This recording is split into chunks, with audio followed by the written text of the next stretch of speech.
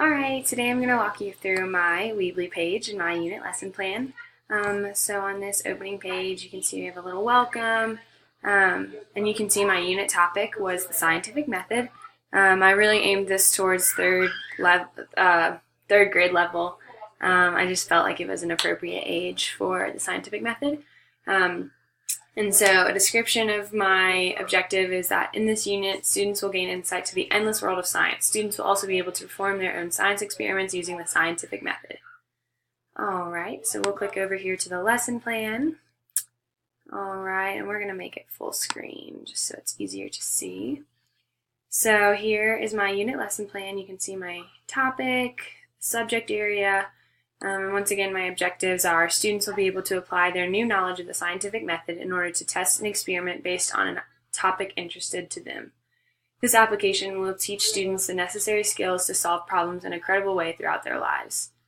Those procedures to do those objectives include a lesson will begin by introducing the topic via the teacher technology activity, which you'll see as a YouTube video. This is done in order to introduce the topic in a fun and easy manner that will get students engaged. This is an example of the I do activity. And then next the students will, as a class, use popcorn reading strategy to read through the chapter of their science textbook that explains the scientific method in other various forms. And so that's the example of we do. And for the duration of the class period, the students will complete the student-created technology activity, which is the directed browsing activity that you'll see below. The answers to those questions will be printed and turned in to me. And to ensure that the students really retained their knowledge, they will be given a science experiment based on a topic that they choose. We can see more under the rubric section. And lastly, students will be given a test to ensure that they have retained all the necessary knowledge. So that's a link to my YouTube video, and here is the student-created technology activity, which I'll go over a little bit later. And so some of the materials I'll need, we'll need a device for each student to connect to the internet in order to complete that directed browsing activity. We'll need at least one classroom printer so that the students can print out their assignments and turn them in. We'll need headphones for them to use the interactive websites that are on the scientific method, and they'll need their textbooks. So the evaluation rubric, students will select their own experiments. Obviously the topic has to be approved by me. And then we'll conduct a full scientific experiment using the steps of the scientific method. After completing and presenting the project, students will be given a unit test with multiple choice questions about the whole unit. And with that test, the goal really is just that they've encountered the scientific method in so many forms that hopefully they'll be able to reproduce that knowledge in a measurable way. So this is the rubric that I created, and you can just kind of browse through there, and it's just basically broken down into different sections such as data collection, idea, variables, description of procedure, hypothesis, diagrams, display, and conclusion.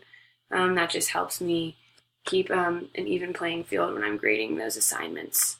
So now I'll click back to my Weebly account. We went through the unit lesson plan, and now we'll go through a little bit more in depth the technology activities. So this is the teacher technology activity. So this is what I will use to initially introduce the topic, which is just a YouTube video. You're welcome to look at it. It's just a few minutes. It's a very fun, very interactive, very easy to understand for those third grade students.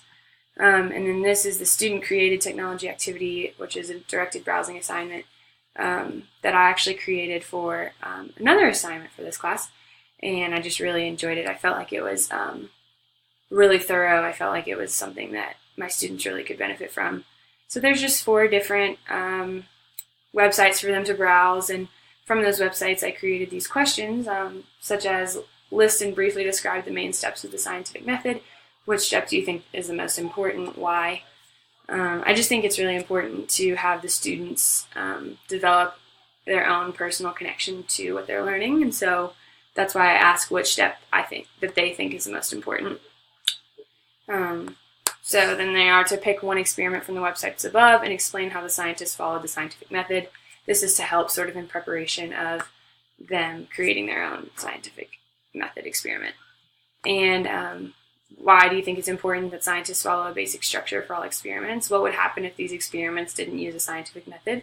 That's just for them to understand the importance of the scientific method and why there has to be a baseline, a standard for all scientific experiments. Then they will pick 3 vocabulary words that were unfamiliar and define them. So this is going to help their understanding, help their knowledge grow from here on out. And number 5 is really to help them set up for their project that they'll be assigned. So now it's your turn. Choose a topic and set up your own experiment. Be sure to label each step with a scientific method. All right, and other than that, that's all I have. Thanks so much.